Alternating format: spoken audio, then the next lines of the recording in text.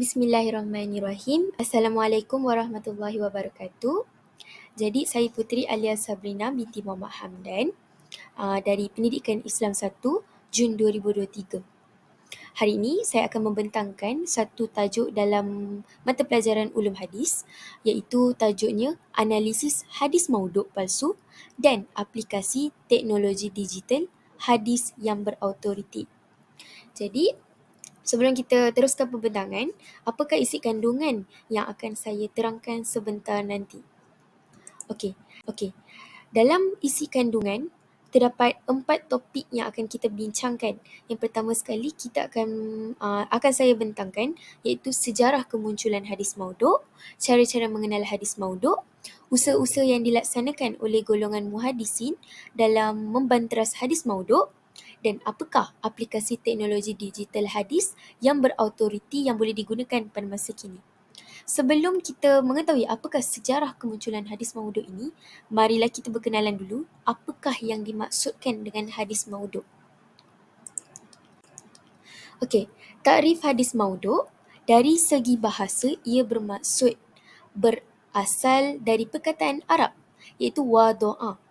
Dia mempunyai maksud yang banyak dan antaranya sepertinya rendah, meletak sesuatu, rugi, tinggal atau melahirkan anak.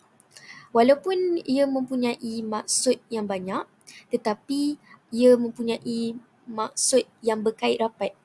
Sebagai contoh, bermaksud hadis yang direndahkan, dijatuhkan, direka dan diletakkan. Berdasarkan maksud-maksud di atas juga, dapat saya fahami perkataan ini adalah bermaksud sesuatu yang rendah nilai dan martabatnya. Jadi, ia selayaknya ditinggalkan dan tidak payah kita ambil kisah. Tidak dipegang dan tidak pula berpaling ke arahnya. Maksudnya, tak payahlah kita berpegang dengan hadis maudhu' ni. Okey, itu yang dimaksudkan dari segi bahasa. Jadi, dari segi istilah pula, apakah yang dimaksudkan dengan hadis maudhu'? Ia dimaksudkan hadis yang dibuat, direka secara dusta terhadap Rasulullah SAW. Jadinya hubungan antara dua makna bahasa dan istilah ini ada perkaitannya. Kerana maudhu' pada bahasa ia membawa maksud jatuh dan hilang sesuatu daripada perkataan. Sedang makna istilahnya pula mengada-adakan sesuatu yang tidak ada sebelumnya.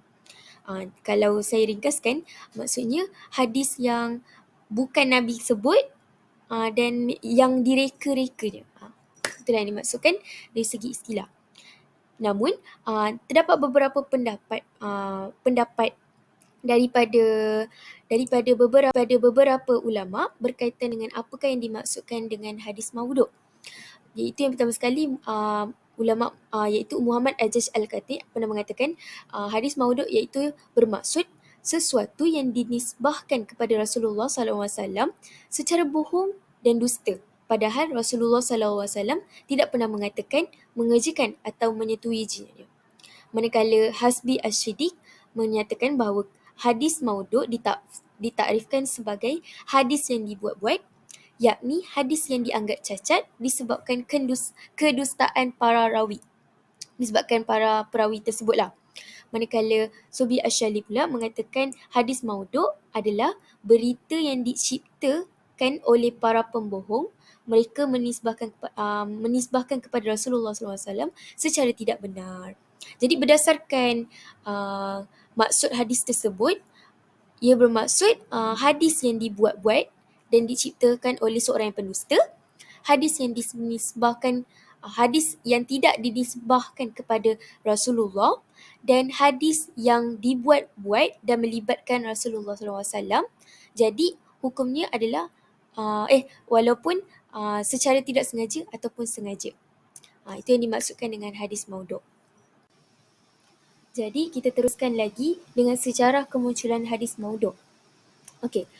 Sebenarnya sejarah hadis maudhu' ini telah lama diingatkan oleh Rasulullah sebagaimana dalam hadisnya iaitu yakunu fil akhir zaman dajjalu nakazzabun yuhadithunakum minal ahadithi bima lam tasma'u antum wala aba'ukum fa iyyakum wa iyyahum la yudillunukum wa la yuftinunakum. Yang bermaksud akan ada di akhir zaman nanti dajjal-dajjal pendusta yang datang kepada kamu dengan membawa hadis-hadis yang kamu dan nenek moyang kamu tidak pernah mendengarnya.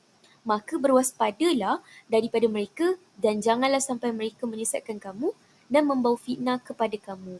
Jadi sebelum Nabi wafat lagi, baginda telah memberitahu kepada para sahabat bahawa akan wujud dekat akhir zaman umatnya nanti sebilangan manusia yang pendusta meriwayatkan kepada manusia lain apa yang mereka tak pernah dengar dari baginda sendiri ataupun sahabat. Lalu diingatkan kepada kita sebagai umat yang akhir zaman supaya tidak terikut dan tidak terpedaya dengan hadis maudhu ini. Okey, jadi bagaimanakah hadis maudhu ini boleh muncul? Menurut Mustafa As-Sibai dalam bukunya Al-Sunnah wa makanatuha fi at-tashri' al-islami menyatakan hadis maudhu ini dia telah terjadi pada awal 10 Hijrah. Jadi usaha pemalsuan hadis ini adalah berpunca dan disebabkan oleh kepentingan peribadi, primordial, politik, sebagai contoh pertentangan politik antara Khalifah antara Ali dan Muawiyah dan boleh menyebabkan berlakunya perpecahan umat Islam. Manakala dari buku Kitab Ulum Al-Hadis wa Mushtalahu, Syubi Al-Syahi menyatakan hadis maudhu itu wujud pada 41 Hijrah. Pada saat itu, Ali bin Abi Talib sebagai khalifah keempat dan pada masa itu jugalah bermulalah perpecahan umat Islam kepada 3 golongan, iaitu wujudnya Syiah, Muawiyah dan Khawarij. Okey, biar saya terangkan sikit. Setelah terjadinya fitnah antara Ali ibnu Abi Talib dan Muawiyah ibnu Sufyan dan juga ada wujudnya kumpulan Khawarij dan Syiah seperti Abdullah ibnu Sabah al-Yamani Yahudi dan pengikutnya menjadi punca lah tiga golongan ini menjadi punca wujudnya hadis maudhu. Okey, mengapa? Kerana dia mencari hujah daripada Al-Quran dan As-Sunnah tapi tak ada. Jadi dia wujudkan, dia buat cipta hadis maudhu ni untuk kuatkan hujah mereka. Itulah contohnya. Okey. Selain itu juga setelah terbunuhnya Osman menyebabkan meninggalkan akibat-akibat yang buruk kepada kesan kepada berlaku menjadi kesan hadis maudhu ni wujud. Kerana apa? Sebab time Abu Bakar dengan Umar memerintah masih okey lagi. Hadis maudhu tu tak tersebar lagi. Tapi waktu selepas pembunuhannya Uthman, wujudlah hadis maudhu ni. Jadi tiga golongan iaitu Syiah, Muawiyah dan Khawarij kan menjadi punca wujudnya hadis maudhu ni kan. Sebagai contoh kita boleh ambil daripada Syiah, dia punya hadis di atas iaitu berkaitan dengan Ali sebagai khalifah dan ia berhak menduduki tahta sebagai khalifah sesudah Nabi Muhammad wafat dan bukannya Abu Bakar dan bukannya pula Uthman. Jadi dia menganggap bahawa selepas Nabi wafat sepatutnya Ali yang naik. Macam itulah. Tapi bila ulama dah teliti hadis ni, sebenarnya hadis ni adalah hadis maudhu dan dah tersiar pada pihak lawan politik iaitu kaum Syiah sebab dia orang yang buat.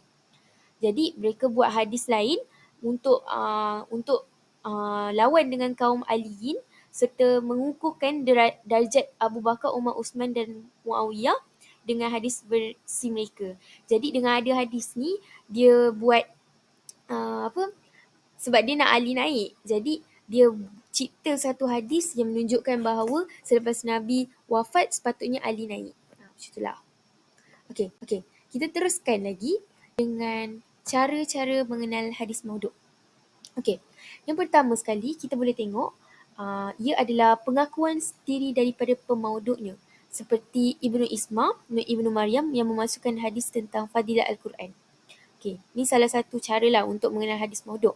Yang kedua, ia bertentangan dengan fakta sejarah seperti kenyataan riwayat daripada syekh tertentu padahal ia dibuktikan sebagai tidak bertemu dengannya.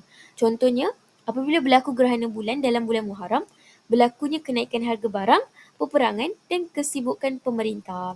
Jadi fakta dia ditipu dia tipu sejarah lah.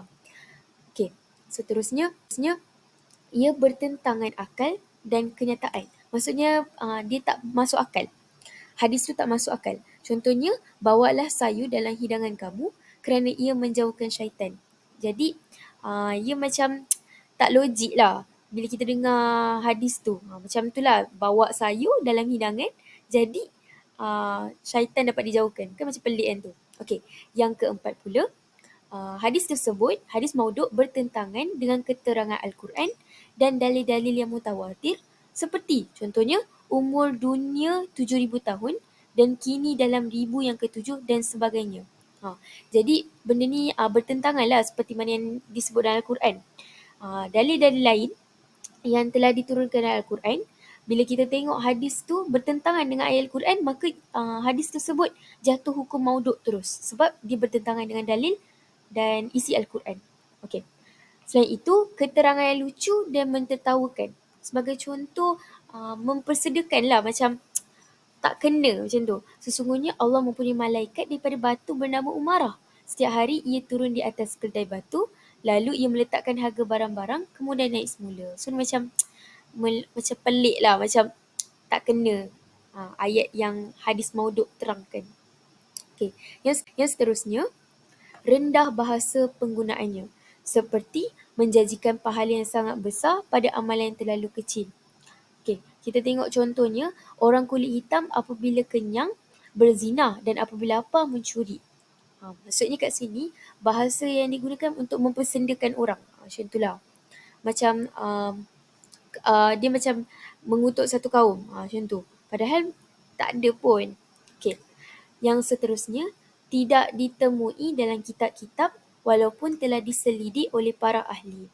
Sebagai contohnya, 3 perkara yang menambahkan kekuatan penglihatan. Contohnya mengolah warna hijau, air mengalir dan muka. Jadi hadis ni telah diselidik oleh para ahli muhadis tapi tak ditemui. Jadi ia disebut sebagai hadis mauduk. Maksudnya sebab dia diciptakan. Okey.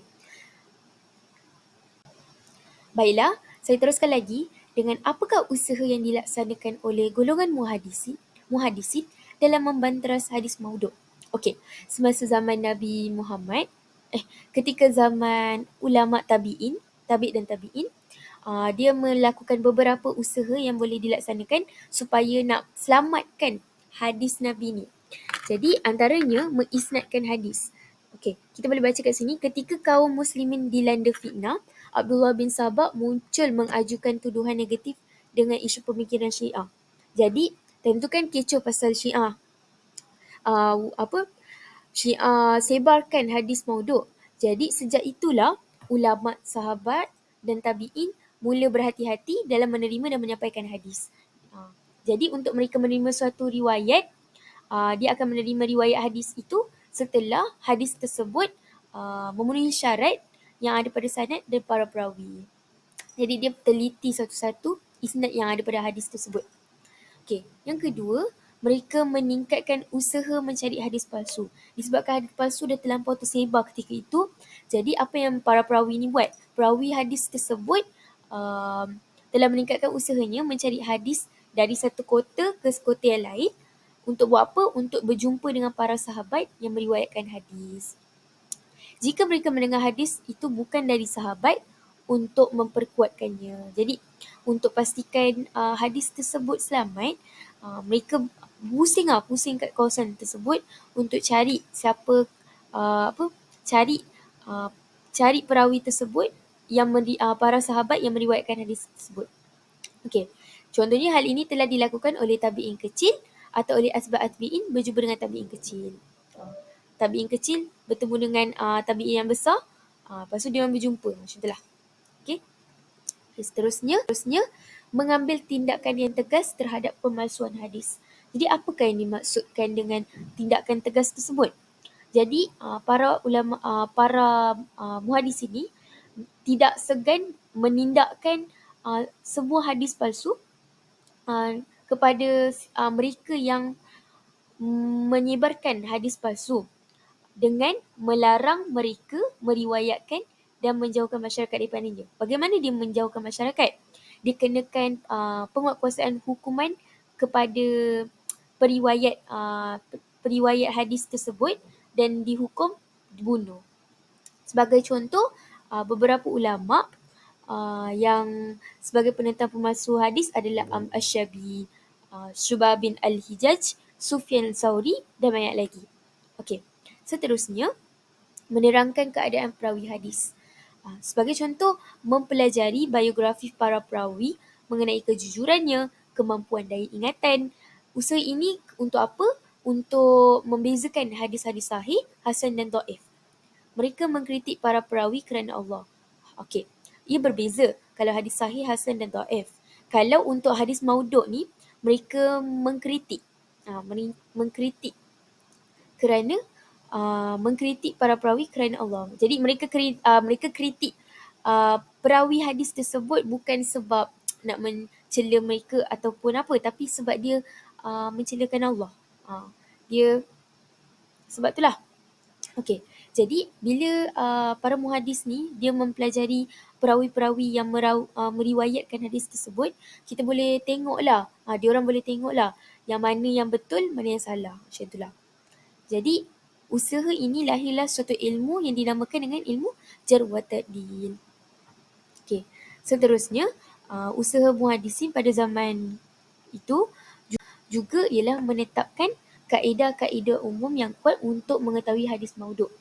Contohnya, sebagaimana para muhadisin telah membuat kaedah-kaedah kesahihan suatu hadis dan kehasanannya atau kedaifannya, maka mereka juga membuat syarat-syarat kemaudu'an hadis dari segi matan ataupun pada sanad. Bagaimana mereka membuat kajian terhadap hadis sahih, hasan dan maudhu', hadis hasan, sahih dan dhaif, macam tu jugalah dia buat ke atas hadis maudhu', di mana syarat-syarat kemaudu'annya perlu diikut dari segi matan ataupun pada sanad. Jadi para muhadis ini semak semula syarat-syarat penerimaan suatu hadis. Okey, di samping itu juga, apakah usaha yang dilaksanakan oleh ulama muhadisin pada masa kini juga? Antara yang dilakukan sebagai contoh, membuku, menterjemah dan menyebarkan nama-nama perawi yang dikesani pernah memalsukan hadis mengikut neraca sebagaimana yang diputuskan dalam ilmu al-jarh wa at-ta'dil. Maksud kat sini, disebarkan kepada orang ramai lah tentang hadis palsu supaya ramai orang tahu tentang hadis palsu tersebut. Selain itu juga, para muhadisin juga mengedit semula kitab-kitab Jawi yang terdapat banyak telah menyelipkan hadis-hadis maudhu'. Contohnya kitab Jawhar al-Maudhu', Siyar as-Salikin. Kerana apa? Sebab supaya pada masa kini ramai orang tak terikutlah dengan hadis maudhu' tersebut. Okey. Selain itu juga melaksanakan pengajian hadis palsu sebagai satu subjek pengajian yang formal di samping pengajian hadis nabawi yang mulia. Jadi pengajian hadis palsu ni perlu dimasukkan sebagai contoh kat universiti di Arab. Okey, jadi siapa yang cadangkan? Cadang ni oleh Syekh Muhammad Zahid. Jadi Syekh Muhammad Zahid ni dah lama mencadangkan supaya wujudkan mata pelajaran tersebut supaya melahirkan lebih ramai lagi muhadisin. Okey. Selain itu, memberi amaran atau peringatan kepada orang ramai tentang bahayanya hadis palsu dan menarik perhatian mereka agar kembali menggunakan hadis sahih yang berasal daripada Rasulullah SAW. Kerana apa? Kerana bila seorang itu salah mengikuti hadis sahih, mengikut hadis maudhu', akidah mereka turut akan tidak okey. Maksudnya akan jadi terus zero lah sebab sebab sepatutnya kita kena beramal dengan hadis sahih dengan hasan. Hadis yang betul lah, janganlah hadis yang maudhu'. Jadi sebab itulah kena sebarkan ke orang ramai tentang hadis buruk, bahayanya hadis maudhu' tersebut. Baiklah, kita teruskan lagi. Apakah aplikasi yang boleh digunakan pada masa kini, iaitu aplikasi teknologi digital hadis yang berautoriti yang kita boleh gunakan pada masa kini? Okey, salah satu aplikasi yang kita boleh gunakan iaitu semakhadis.com. Okey, semakhadis.com ini mm, telah dibuat atas kerjasama dengan beberapa pihak. Antaranya iaitu Profesor Madya Dr. Muhammad Rozairi bin Ramli merupakan Ketua Jabatan daripada Pengajian Islam Fakulti Sains Kemanusiaan UPSI, iaitu ia sebagai Ketua Penyelidikan dalam projek penghasilan semakhdis.com ini. Jadi antara apa yang ada dalam laman web ni juga ialah laman web ini ia sangat bagus kerana ia laman web yang sesuai untuk orang Malaysia gunakan kerana ia menggunakan laman web bahasa Melayu untuk semakkan hadis. Selain itu juga, melalui semakhdis.com ini terdapat lebih daripada 14,186 hadis palsu dan hadis dhaif. Jadi dengan kerjasama antara beberapa pihak, maka wujudnya semakhdis.com ini. Selain itu juga, dalam semakhdis.com ini juga, setiap hadis yang telah diterangkan dalam web ini telah disertakan juga dengan rujukan yang berautoriti. Rujukan daripada kitab-kitab Al-Bukhari, kitab-kitab Al-Muslim dan banyak lagi. Okey, selain itu juga, buku-buku kajian hadis diterbitkan dalam bahasa Melayu atau terjemahan kitab kajian bahasa Arab. Okey, bagaimanakah untuk menggunakannya? Adalah dengan memasukkan keratan hadis di kotak carian, kemudian kita tekan enter, cuba type 2 hingga 3 perkataan. Sebagai contoh, kita niat. Maka akan keluarlah hadis-hadis berkaitan dengan niat. Okey. Selain itu, muka hadapan yang ada pada web tersebut. Okey, yang pertama kita boleh tengok ada home, about, eksplorasi, glossary, soalan lazim, hubungi kami dan infak dan apps. Okey, home ialah muka depan untuk menaik petikan pendek jenis hadis tersebut seperti mana yang saya telah terangkan tadi. Manakala about ialah maklumat berkaitan berkaitan dengan web tersebut. Manakala eksplorasi pula ialah bab utama hadis mengikut topik. Terdapat banyak bab yang kita boleh cari melalui semakhdis.com ini. Sebagai contoh, bila kita cari ibadah, maka akan keluarlah beberapa hadis-hadis berkaitan dengan ibadah, termasuk hadis dhaif. Okey, manakala soalan lazim, soalan yang kebiasaan pengguna akan tanya bagaimana untuk menggunakan semak hadis tersebut. Manakala hubungi kami adalah untuk cara bagaimana untuk menghubungi berkaitan dengan maklumat laporan kesilapan hadis, status hadis dan sukarelawan. Okay, dan akhir sekali, infak, tambung sumbangan kepada pengguna yang ingin berinfak. Ini adalah muka hadapan web tersebut. Okey, selain itu juga bentuk hadis yang telah ditunjukkan dalam web semakhdis.com ini. Okey.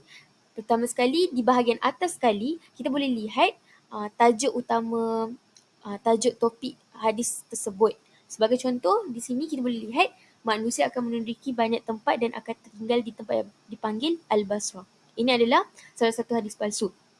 Okey, kita boleh lihat kedudukan yang agak simple dan mudah menyebabkan pengguna dan pembaca boleh membacanya dengan sangat mudah dan teratur.